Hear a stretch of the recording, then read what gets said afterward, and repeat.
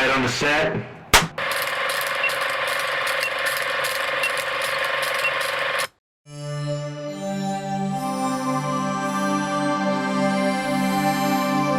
Now, I present to you the An Action Pod.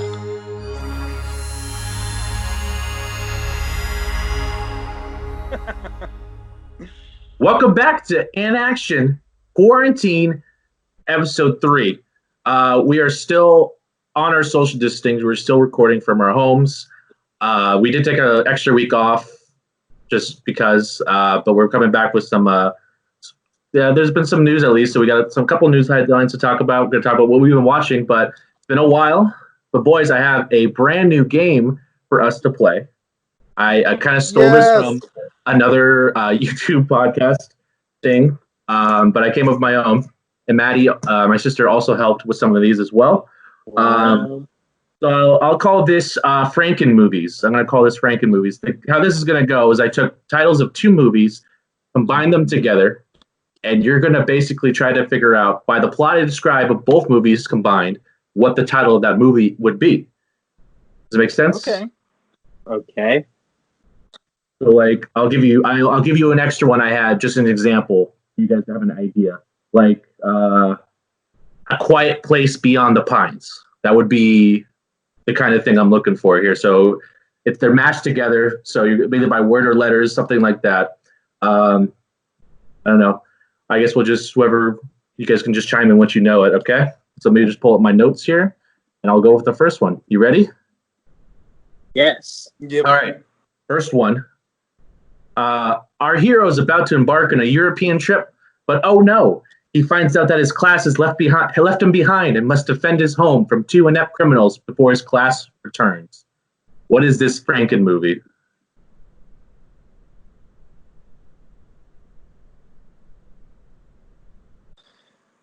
I feel Harry like it's Potter a and the Euro combination. trip. It is not. It is not.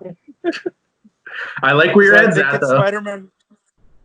It's something with Spider-Man and Home Alone, right? I would need you to tell me the title, though, Daniel. Spider-Man Home Alone. Spider-Man Home Alone? No.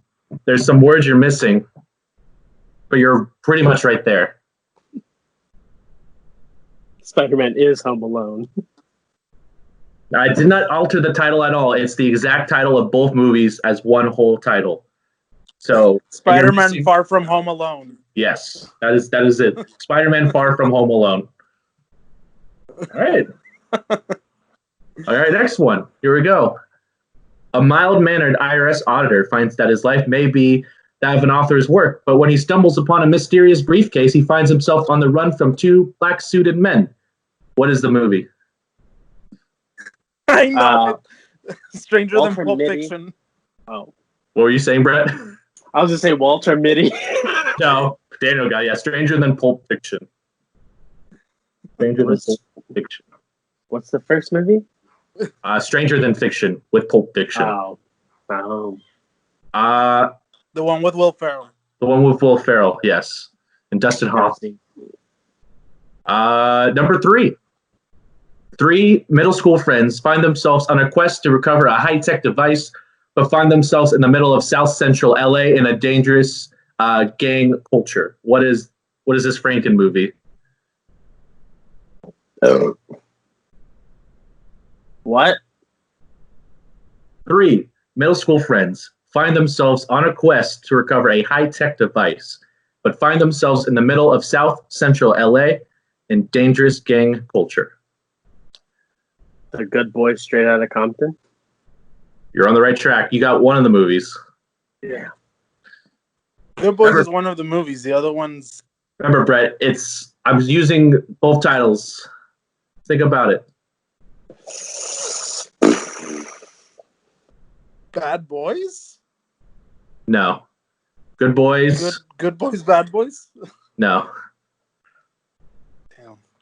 Movie from the 90s. The second one. I'm not sure if you guys have seen this movie. Is it Good Boys in the Hood? It is Good Boys in the Hood. God damn it. Pretty good.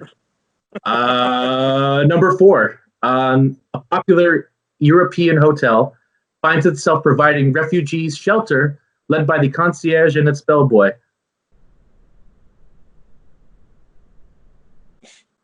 The Grand Budapest Hotel Rwanda. It is the Grand Budapest Jesus Hotel Christ. Rwanda. I got 4 more. A group of ragtag criminals and space creatures find that they must band together to save the universe. But when their experience is that of a TV show that they filmed years ago, they may be over their heads. What is this movie? The Guardians of the Galaxy Quest. That's it. Guardians of the Galaxy Quest. Nice. I was thinking Lost in Space for some reason, so. All right, here we go. 2 star-crossed lovers bounded together but must travel a dangerous prehistoric land to find an area that is safe and meet new friends along the way.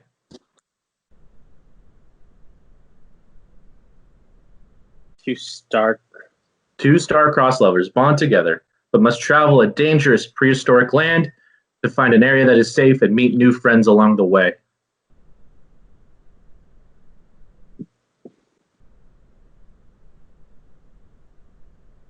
It's Jurassic Park. And something else, right? No. You're on the right track, of course, with the prehistoric, so it is dinosaurs somewhere in that title. Dinosaur related. Good dinosaur. Is it No. Is it Romeo and Juliet? No. No. I love that dinosaur movie. That's it? No. I could have probably done better with the first title on this. Let me see. A lot of jazz in this first movie. La La Land. What's the second one? La La Land. La La La. La La Land. Lost of the La La Land? No. That Land of the Lost. La La Land of the Time. Lost. What did Brett say? Hold on. Brett, say yours? La La Land Before Time. La La Land Before Time is the one. That's it. Damn. Daniel, that would have been a good one too, yeah. But I had La La Land Before Time on mine. All right, 2 more for you guys. A group of couples get together every week to hang out. Once a new activity is presented, they find themselves dreaming and realizing what is happening in the dream isn't just a dream, but it's for real. Group of couples getting together to hang out every week, but soon find themselves in over their heads.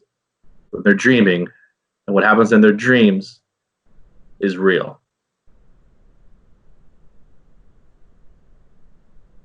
Is it Game Night? One of them? Game Night is one of them. Okay.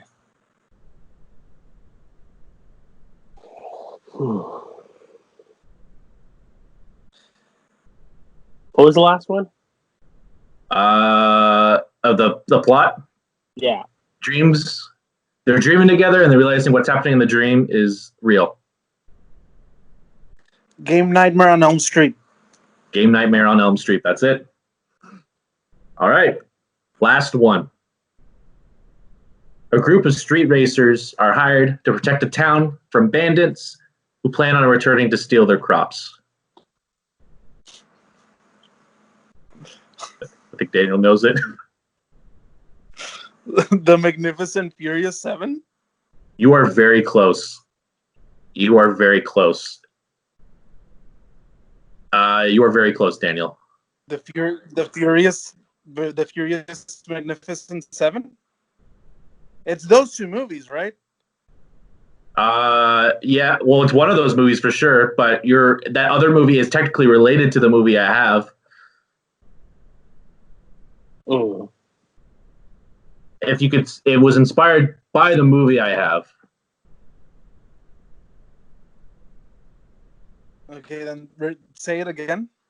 A group of street racers are hired to protect a town from bandits who plan on returning to steal their crops. There was a movie that originated before Magnificent Seven, and it's influenced a lot of other movies as well. It's a foreign film. Oh, yeah, nope. Oh, I thought Daniel might got this one, but it is Furious 7 Samurai? Furious 7 Samurai. There we go. That's it. That's it. And that's it. That was it. And I'll probably bring this back because I had a bunch of more names on here that I'm going to save for a future version of this. But Maddie did. Yes, please. That was a fun game. You guys are pretty good. Next time we should get whiteboards. I think that'd be good. You guys write your answer. Next quarantine episode, that's what we'll do. All right, everyone buy a whiteboard. Everyone buy a whiteboard. And with that, I guess we could just talk about some new stuff that's kind of happened while I've been quarantined. Not a lot, just a couple stuff I've seen. I'm sure you saw since May the 4th was yesterday as recording, was earlier this week. But Taika Waititi is confirmed to direct a new Star Wars film, which is pretty exciting. While I was I think some of us were a little burnt out on Star Wars movies after that last one. I would watch one if Taika Waititi was the one behind it. Yeah. I feel like if anyone can inject new life to the universe, it's him. So yeah. Isn't he also writing it with somebody?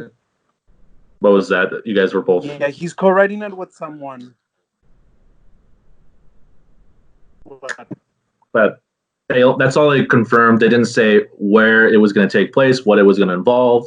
Just the fact that he was confirmed to involve, because it was rumored for a bit.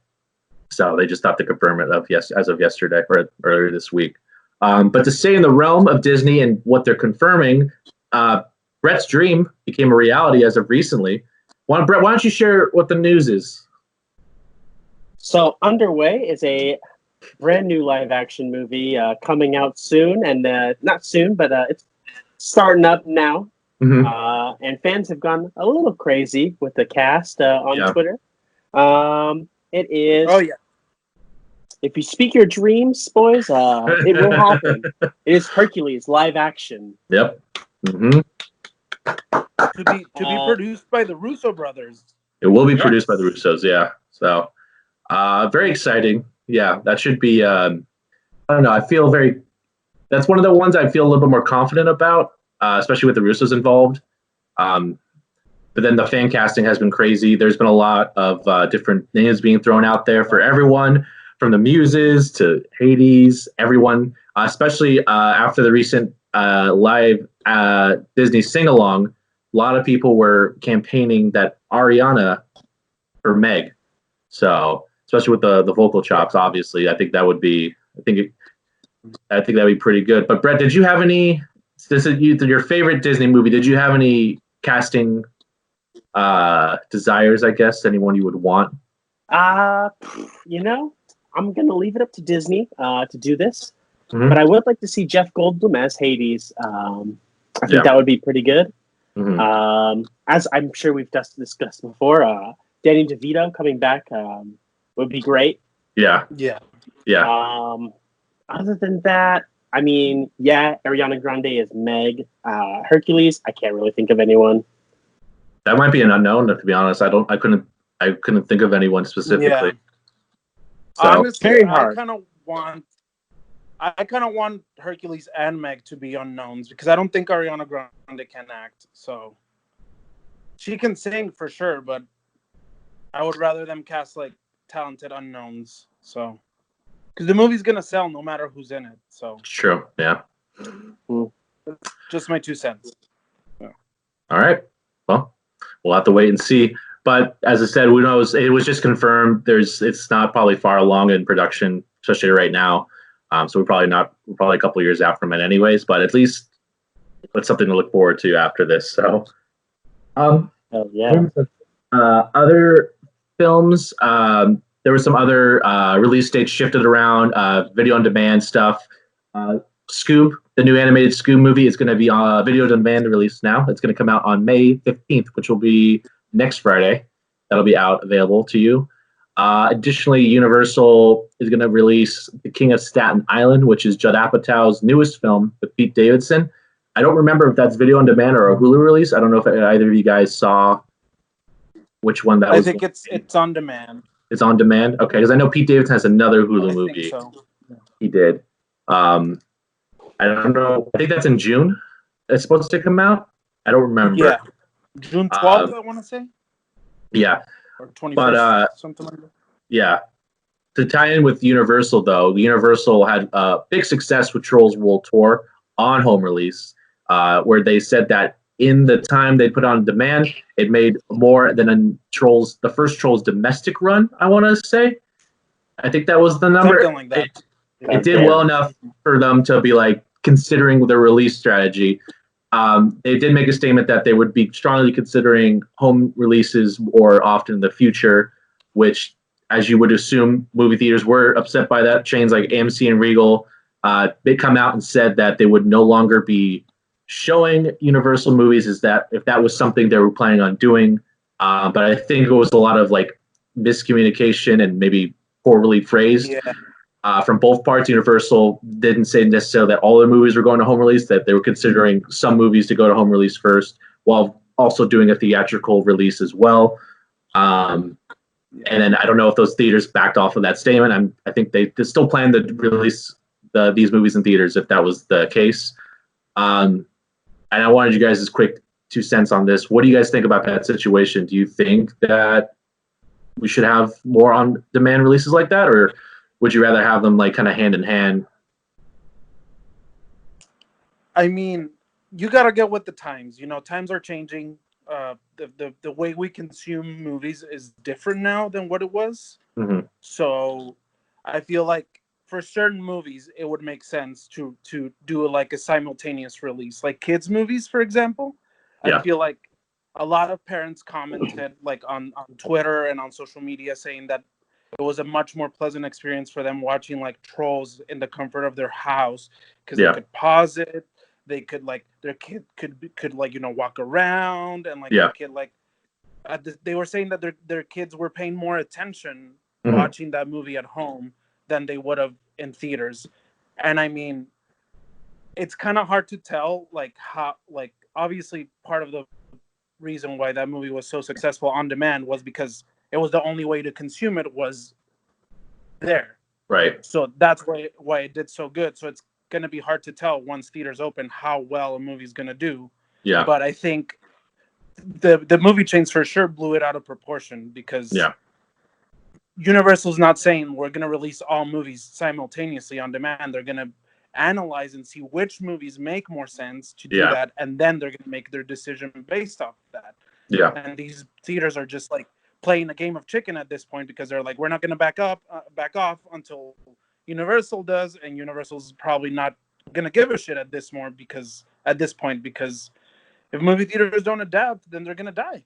So yeah, no, I 100% agree, because especially with the animated movies, I think that's like those should come to home release first more often, just because I think it's easier to have your kids at home and watch these movies because you have more control of the environment you're in. Especially, you know, we do like to see animated movies too. So it's like when you go to a theater and you have like, you know, kids in there and things like that, it's obviously the movie is meant for that age group, but it's harder for a kid to have the attention span for hour and a half, 2 hours, depending on the movie. Especially the kids also like to see these Marvel movies and things like that too. So it's like, it makes more sense for these type of movies to hit home release. So parents can have their kids at home and have more control of what they're seeing and be able to kind of still see the movies they want to see with their kids. But at the same time, I'm still going to go out of my way to see these like big tentpole pictures, because those are just like the ideal movie to see in theaters. And I don't think these studios are going to stop releasing the bigger movies in theaters. That's why we haven't seen like Black Widow or like No Time to Die hit home release. They're still waiting for those theater releases to happen. So, bummer. I know, Brett, you're also on the video on demand chain. Do you have any thoughts related to what the theater's responses were? I mean, I could give two shits about the theaters. Uh-huh. I mean, I do enjoy sitting in the comfort of my own home, watching a movie where I can, you know, pause it, or if I really wanted to, I put subtitles on, so I can like hear the dialogue clearly or read it with them. Yeah. But you know, I'm still on this video on demand thing. I think that, you know, No Time to Die should drop. It'll probably if you really think about it, that's not gonna happen. It'll probably make more money. Everyone's just sitting at home. I mean, by the time they do release it, all these other movies are going to be out, and it's going to be like competition for everyone. So, I don't know. I think that release it. I'd be curious to see if like a studio does like a test drop, maybe a movie that was meant to be like a big theater, something maybe that would have made less money than some other projects. I'm wondering if they'll test it, because all it takes is one movie success to kind of change how the market is. I mean, Trolls World Tour was enough to have Warner Brothers drop Scoob on home release. I think if Scoob hits like it will, then I think some things are going to change here. I definitely think more animated stuff will hit. I'm curious to see. I feel like it's going to depend on the movie. It's going to depend on the movie for sure. Yeah. But on the subject of more home releases, there was another one that I didn't hear about until Seth Rogen posted about this. I don't know if you guys saw him post about his new movie on social media. I think he posted about Instagram and Twitter, but I think it's coming to HBO Max. It was intended to hit theater release. I think it's called, let me look up the name again, but the concept of the movie seemed ridiculous, and I'm all for it. Let me just pull up the plot summary real quick of the movie. It has him playing two roles. That's all I remember. Let's see.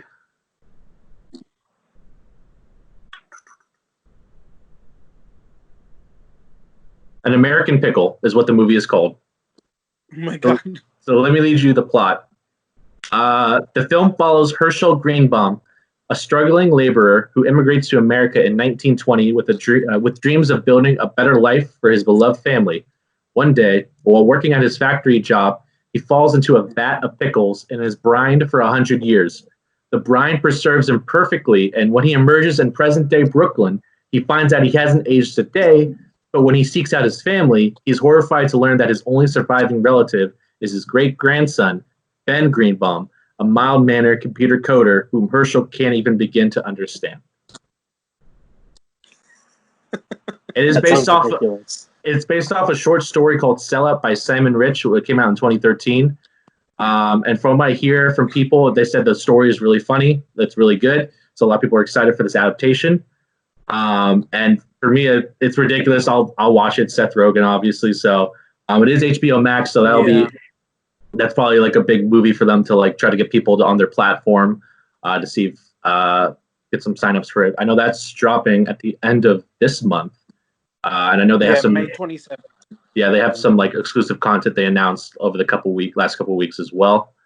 Mm-hmm.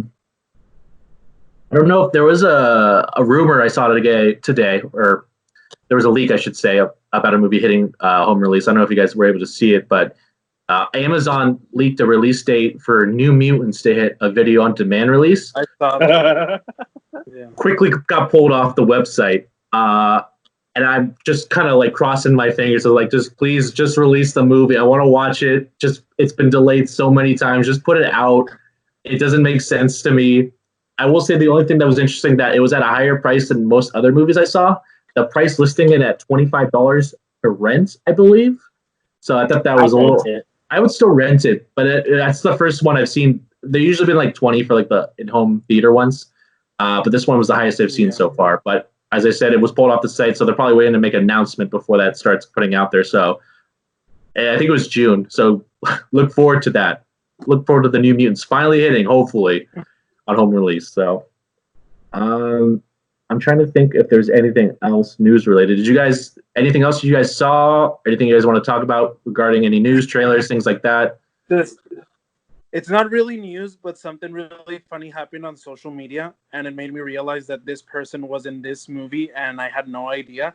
But I guess like Taika Waititi and Ryan Reynolds were joking about like Green Lantern, and I had no idea that Taika was in that movie. By the way, yeah, I just think I completely blocked that movie out of my mind.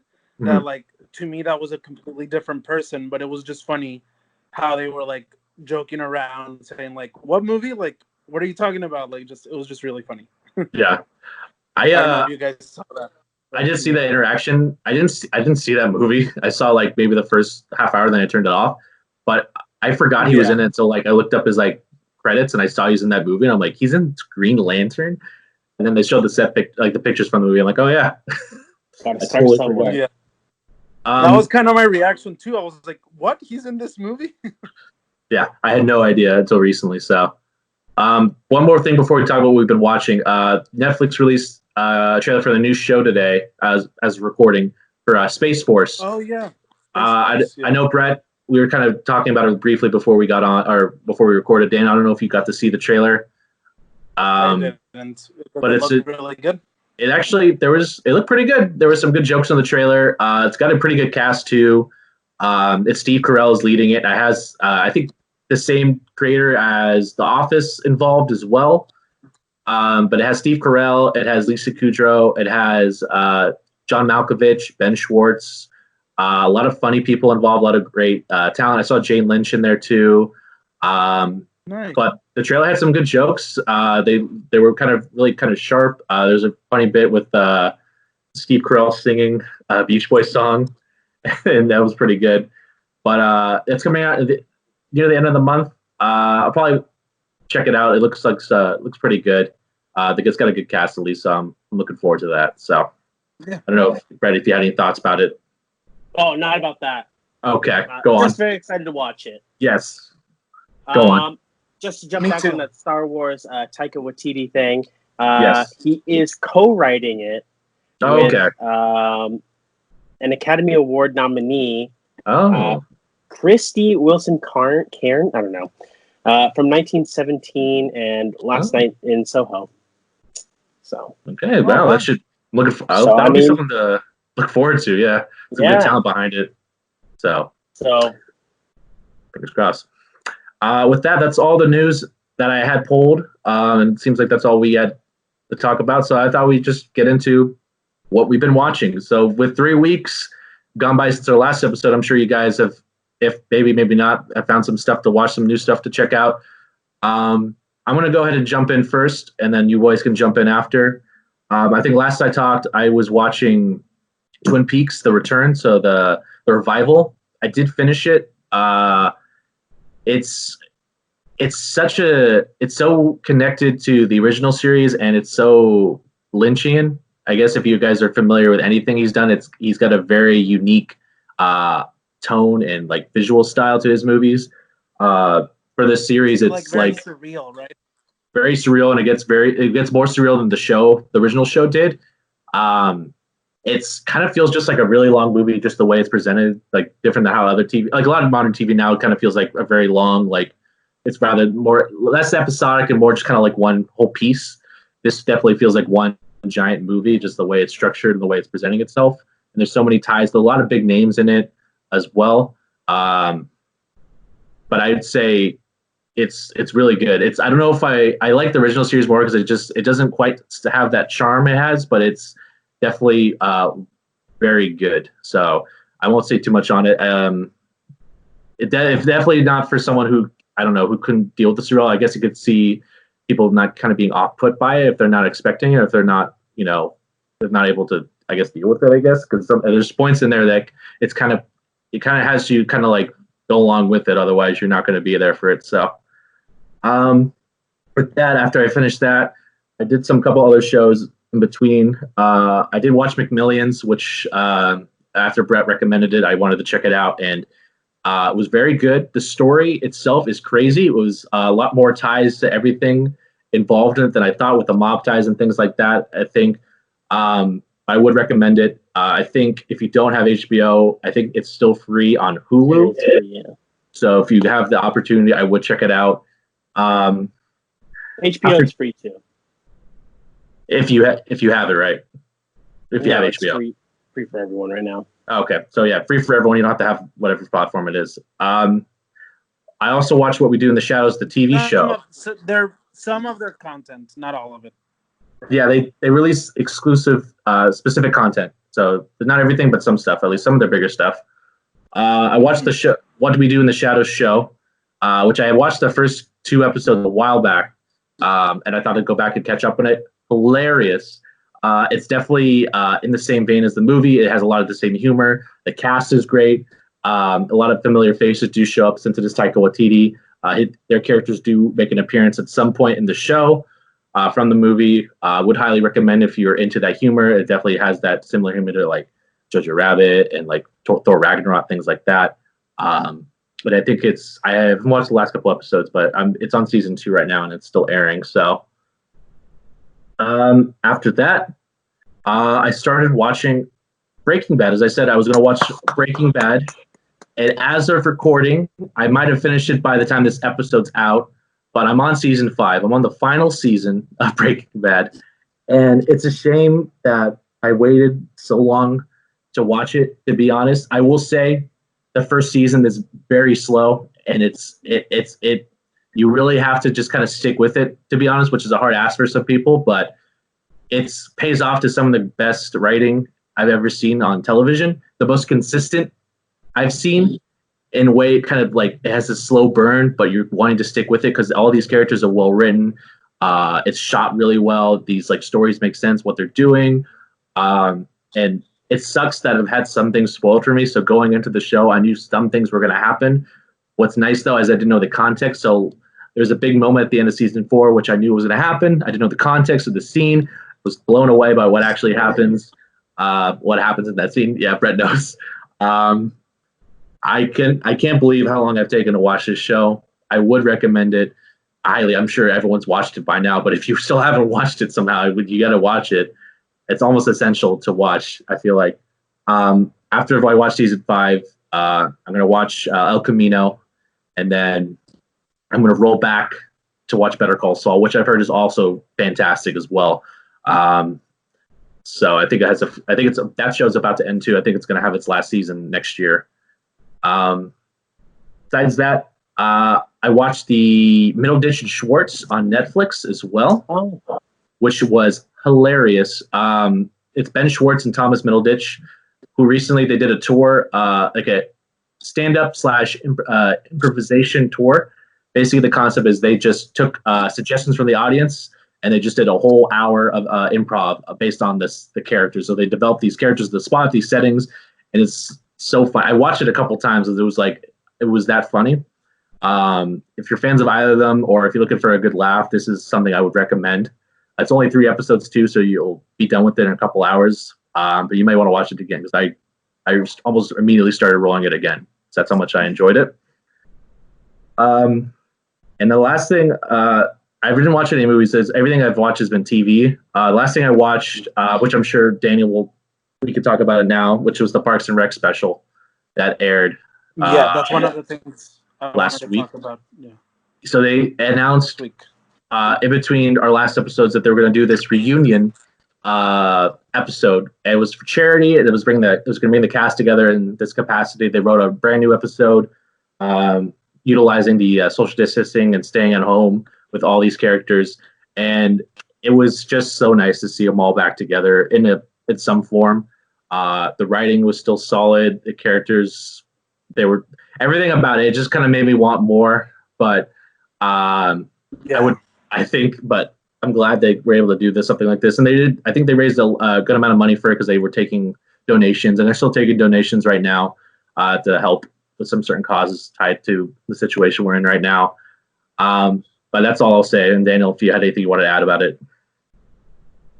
Just it was really nice to see these characters again, these actors portraying these characters, and like some nice little surprises, like Nick Offerman and Megan Mullally, who are married in real life. It was really funny to see Megan Mullally make like a cameo, and it was like the way they put it in. It was really funny, and I feel like if we weren't in the situation we're in, like that reunion probably wouldn't have happened. So yeah, I'm glad it did. It was just really nice to get to see these characters again, and yeah, it was really funny.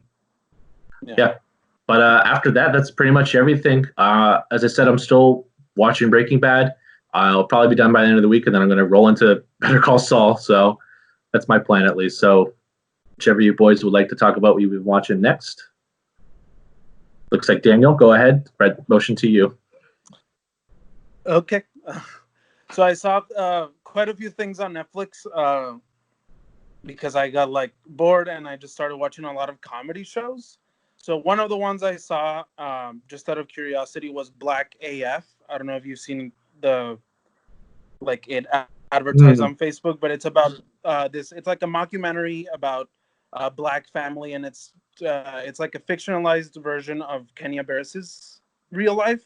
And Kenya Barris is a writer slash creator. He created all the Blackish, the like shows and the spin-offs, and he's written like a bunch of like Black centric movies, like Girls Trip and like other ones. And he's like a really prolific Black creator.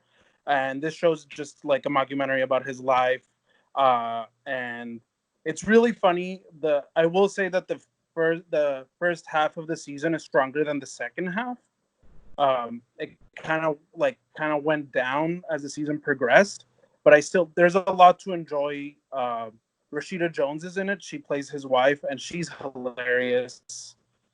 She's really funny, and their chemistry is really good. And then like they have 6 kids, and just like seeing them interact with the 6 kids is really funny. And each kid has like their quirk and everything. I enjoyed it. Like I wouldn't like maybe like recommend it to anyone, but it's something to like keep you entertained, and I enjoyed watching it, and it made me learn about like Black culture more. So that was kind of cool. Yeah. Okay. And then after that, I saw a show last week that came out last week, and that I just saw on a whim because Mindy Kaling created it, and I like her a lot. I think she's done some good stuff, and it's called Never Have I Ever, and it's a coming of age teen comedy. And you know, we've seen a countless coming of age, countless like teen comedies. So I was like, okay, what can she bring to this story that I haven't seen before? And I was pretty much instantly hooked with the show. I thought the show's really well written. It centers on this Indian girl and her family, and her dad had like just died, and it's about like her dealing with her grief and her trying to like, you know, like be popular in high school, and like just like it's a series of things and like teen drama and things, but it's presented in the perspective of like this like Indian girl, and you learn a lot about Indian culture too. So I thought that was really cool. And I guess like aspects of the show are based on Mindy Kaling and the other creators' lives. So I thought that was really cool about like growing up American when you have like a family that's from a different culture. And it just felt like a really fresh perspective on this story that we've seen countless times, and I would really, really recommend it.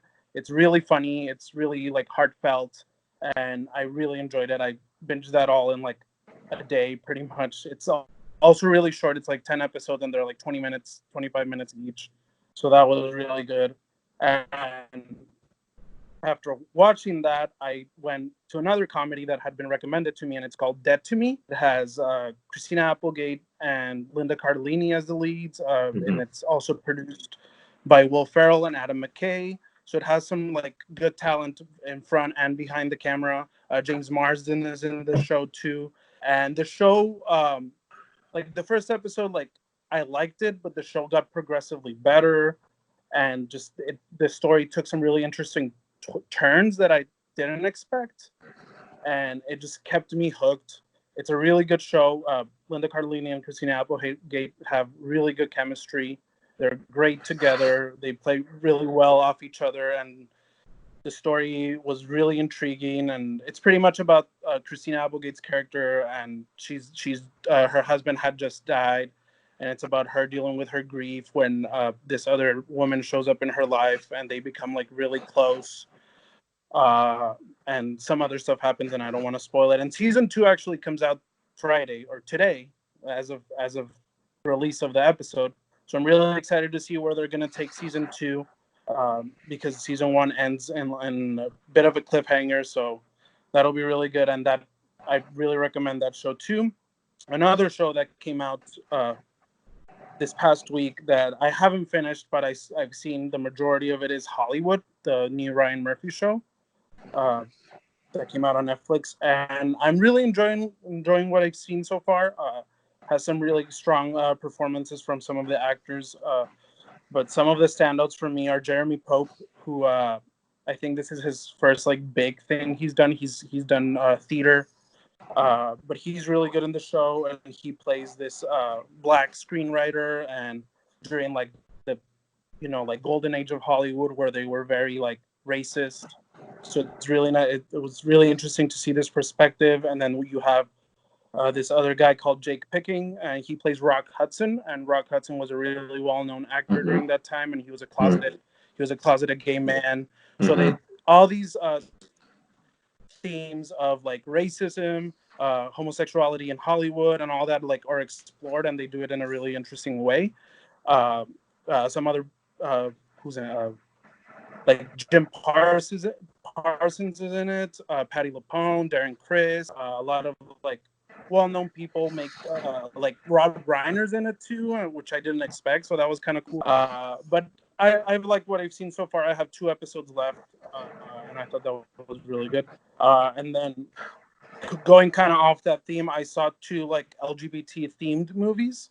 One was called God's Own Country. It's this British movie from 2017 that I stumbled upon through Twitter, and it's like a gay romance, and it's about these two guys. One of them's a farmer from Yorkshire, and the other one's a Romanian worker, and they establish this like romance, and it's really interesting. It's I thought it was really good. It kind of reminded me of Brokeback Mountain and how like things happen between them, but the story is vastly different. It just has similar themes, and that's a movie that kind of went unnoticed from what I've read, but I really enjoyed it. No really big name actors are in it, so but it's a nice little British drama to watch. Unfortunately, it's not on Netflix anymore. I watched it literally the last day that I was going to be there, but if you ever get curious to see it, I recommend it. And then I saw another documentary that's called Circus of Books. That's about this bookstore in LA in West Hollywood that was like that catered to gays, and it's about like the people that owned it. These people that owned it were this like really nice Jewish couple that he like if you met them you would never expect them to own like a porn store, and they actually started like at some point they started producing like porn movies because someone like approached them and they're like, hey, do you want to invest? And they did. And it's about like their story and how like with the internet like the store kind of like lost kind of its like clientele and things like that. And they also touch on the subject of like the AIDS epidemic, and it was a really nice documentary about like just like people doing nice things. Like these people were not like super liberal or anything, but they were still really nice people, and they helped the community. They helped the LGBT community like in small ways they didn't even notice, and it was a really interesting story to see portrayed. And yeah, that's what I saw on Netflix, and then I saw other stuff. I texted you boys about Bong Joon-ho's movies being on some of his older movies being on Hulu. So I did see one of them. I saw The Host, which I had been wanting to see for a while, and it was really good. It was a lot of monster movies are like really cheesy and really predictable, and this was like a nice little twist on that genre, and it explores kind of similar themes as in his other movies like Parasite, like classism and all of that. But it's a really, I recommend that movie a lot. It kind of like, what am I trying to say? It's a nice take on a fresh take, I guess, on the monster movie. It's not like super cheesy or anything like that, and I really liked it. I definitely want to see some of his other movies that are there, but I haven't had a chance. And last but not least, or 2 more things. We talked about Parks and Rec. I did finish Zoe's Extraordinary Playlist, which I've talked in another episode. The season ended, and boy, that was a whirlwind of emotions. I think the show deserves a second season. I hope it gets a second season because I want to see more of these characters. But I really, really enjoyed this show. Kind of like was a really nice. It's like it offered a lot of escapism during this time, and I really enjoyed it. And everyone in the cast is phenomenal, and You have some really well-known people in it, like Mary Steenburgen and Peter Gallagher and Lauren Graham and things like some older people and then some younger talent too. And I really liked it. So yeah. And last thing, I did see this today because I've been really curious about this. I saw the 1994 version of Little Women.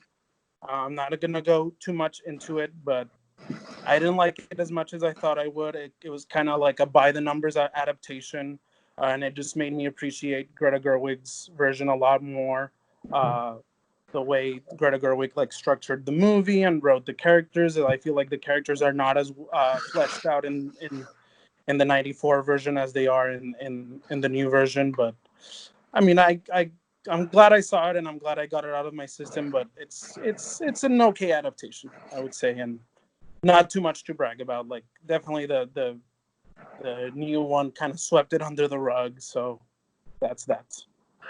And I'm done. All right. Anything you're planning on watching? I did see a lot of things. So. I knew you had a couple shows. You had Dead to Me coming out with the second season, so I'm sure you watched that. You said you haven't finished Hollywood. Was there anything you're planning on checking out next? No? Well, Dead to Me, I definitely want to see season 2. Damien Chazelle's Netflix show comes out on Friday too. The Eddie. So yeah. Check that out. There's like the Kimmy Schmidt interactive special comes out on the 12th, so I want to see that. Mm-hmm. And I think there's some other things coming out this month that I wanted to see, but I can't remember right now. But now, Daniel, I think that's. Go ahead. If I could just run back to our last episode, I believe we both made the comment that we were going to start watching Breaking Bad, each of us.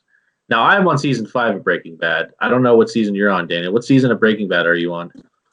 I'm on no season of Breaking Bad. No season of Breaking Bad. So, are you going to watch Breaking Bad? Is my question. I want to. I definitely want to. I'm going to try to. I've also been reading a lot, so that's why I've been watching like mostly comedies because they're shorter episodes. Mm-hmm. So, if hopefully I get around to it because I really want to watch it. I also found out that Rian Johnson directed a few Breaking Bad episodes, so I'm really curious about that. Mm-hmm. So, yeah. And yeah, I definitely want to see Breaking Bad, especially after your rave that you just gave and the rave that everyone else has given. I mean, everyone is giving the rave. We're just late to it. So I know. Yeah. And with that, Brett. Here we go. All right, cutting into my Call of Duty time. I've watched 1.5 movies. I'm just going to run through them real quick. I watched The Big Lebowski. Fantastic movie. Best performance I've ever seen John Goodman in. All the dude wanted was his fucking rug changed. That's hilarious. And he gets swooped into other stuff. Great movie. Watch it. Amazon. Yep. Stars. Absolutely. You're good. Yep. All right, here we go. Next movie. I tried to watch consensus #1 movie of all time, which is Citizen Kane.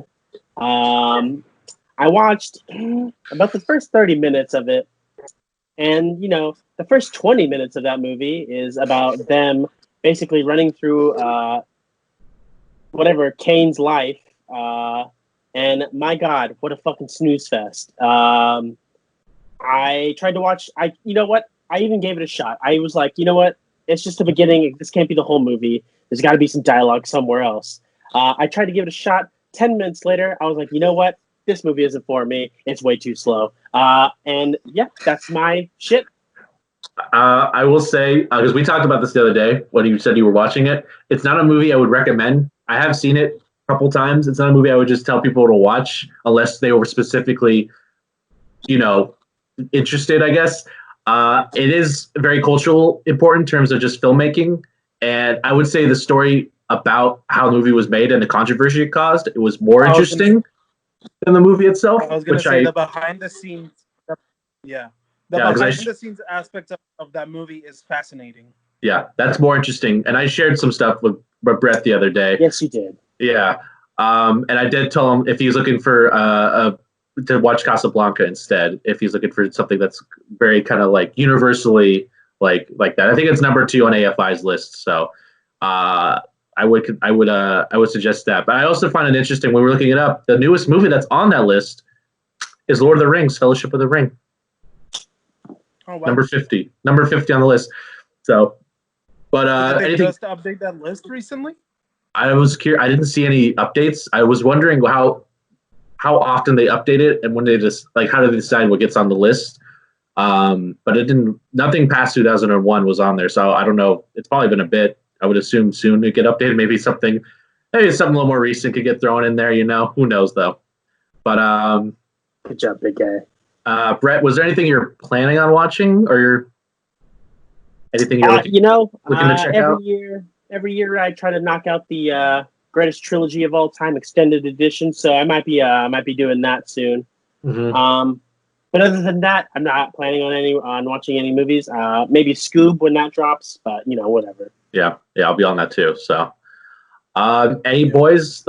Any final thoughts from either of you? I have nothing else to add. I'm good. Daniel? And with No, that, not really. and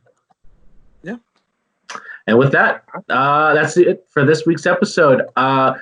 As the previous two episodes, what you said at the end, unsure when we'll go back to our regularly scheduled weekly episodes. There seems to be possibly an update. We'll see what happens with that. I doubt anything will change as of yet. So expect another couple week episode, just an update, see what's happening. We'll make it. I guess we'll make an announcement ourselves when we go back to our weekly episodes, and that's probably not until things kind of get more uplifted. I guess things kind of change, but for now, it's still this. But don't worry, there's a whole back catalog. You can listen to us on many different platforms. Like which platforms? Like Spotify, Derek, and our brand new platform of YouTube, which you can obviously see here.